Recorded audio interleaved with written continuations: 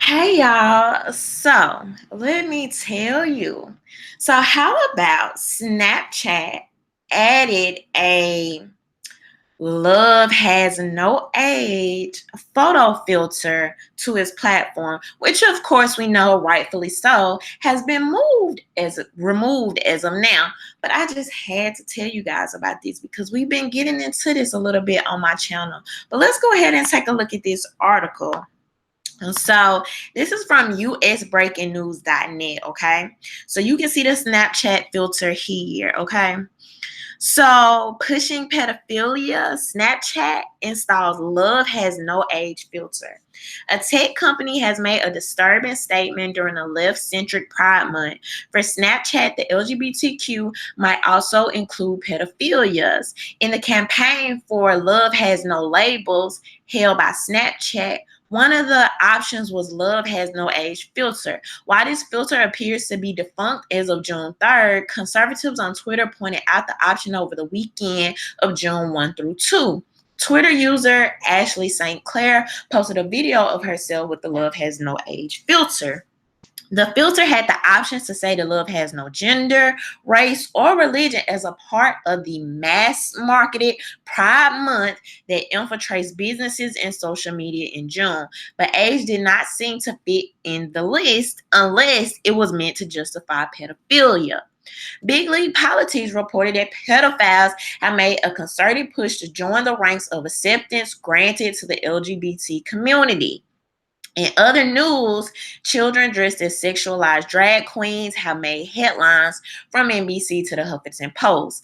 Love has an age according to the 50 states above 16. Anything below that age is considered statutory rape depending on the state's conditions.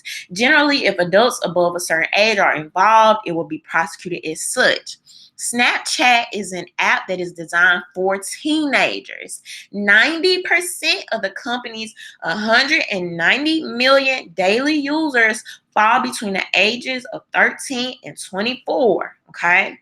This company is one of the few social media platforms that sets the minimum age at 13 in compliance with the Children's Online Privacy Protection Act. The filter does not match well with Snapchat, which has a reputation for enabling pedophiles on the app. Fortune reported in 2017 that the disappearing messages that are Snapchat's trademark makes it easy for child pornographers to exploit their victims. 41% of underage victims were targeted through Snapchat in the year 2016. So, parents out there, if you are not familiar with Snapchat, you have teenagers, you need to know what these teenagers are doing. Okay, it's very easy to get exploited on Snapchat with these disappearing pictures and messages that they are able to send back and forth. And of course, we know that there are a lot of people with predatory behavior all over social media. Okay, so let me show y'all so y'all can just get an idea of how the filter actually works. And I think this was the young lady that originally posted about it.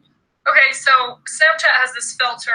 Love has no gender, sexuality, disability, religion, and age. Why is age an option? I heard pedophiles were trying to get into the LGBTQ community. But did it happen? What do you mean love has no age? And so, like I said, it has been removed.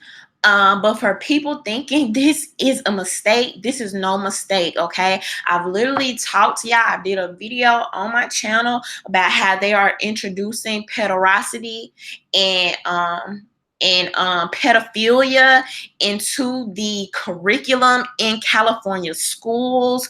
Okay, now you literally have this app popping up, this photo filter popping up on Snapchat. Not only that, there was a Netflix series that was recently under fire for also normalizing hebephilia, pedophilia. Let me show you guys this real quick, just in case y'all haven't saw it, called Age Gap Love. Love camping because it's peace and quiet. I'm Andy, and I'm 47.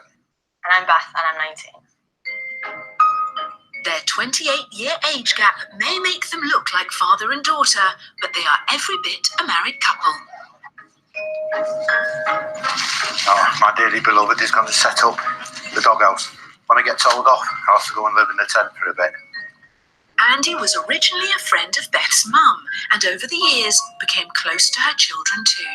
We were all like one happy family. But needless to say, I didn't know that Beth was like getting these thoughts that she wanted me to be a happy man forever sort of thing, you know.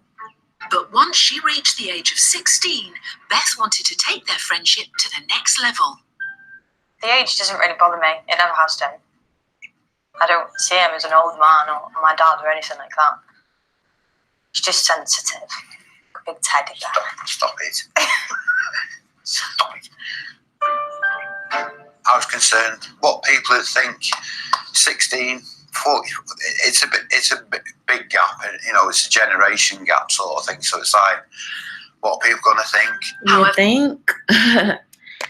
But literally, y'all, I mean, we're talking Netflix series literally trying to normalize this with the bubbly music in the back and the, oh, you know, like 44 and 16, he knew the girl years before and was friends with her mom. Sounds like coercion to me.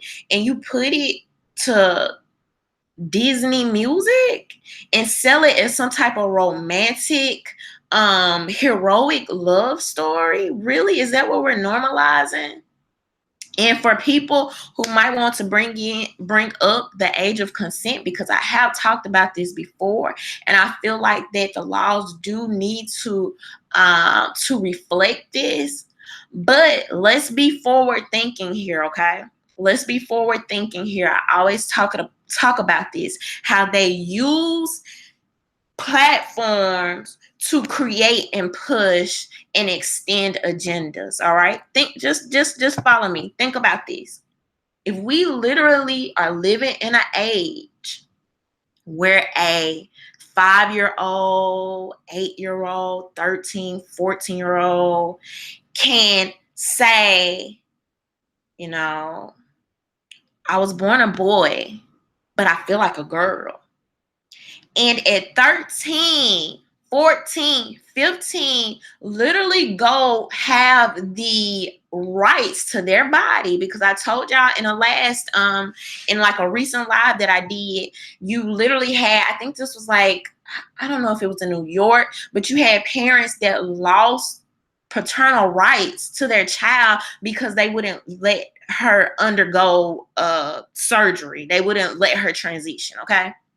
So if here we are in 2019 and you literally have 13-year-olds, 14-year-olds, 15-year-olds able to make life-changing, body-altering, body-manipulating decisions without the authority or say-so of their parents, owning complete control over their own bodies, to change genders, what is going to stop them from eventually making decisions to carry out sexual acts with their own bodies?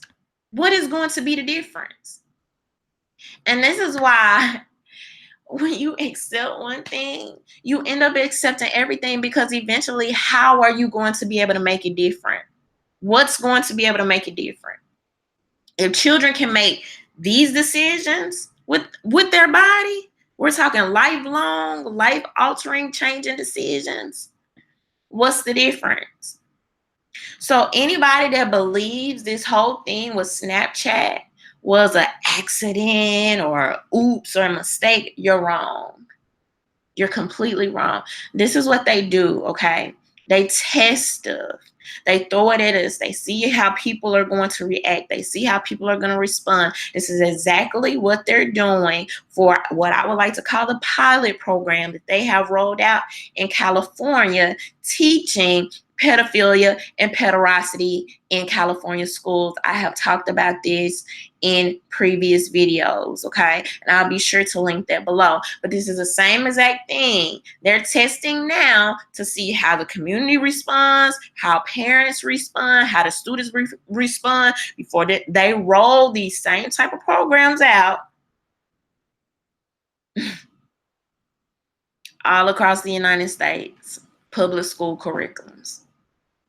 So really, love has no age. Since when? Try telling it to R. Kelly. But anyway, those are my thoughts. Leave your thoughts below. Don't forget to subscribe. Bye.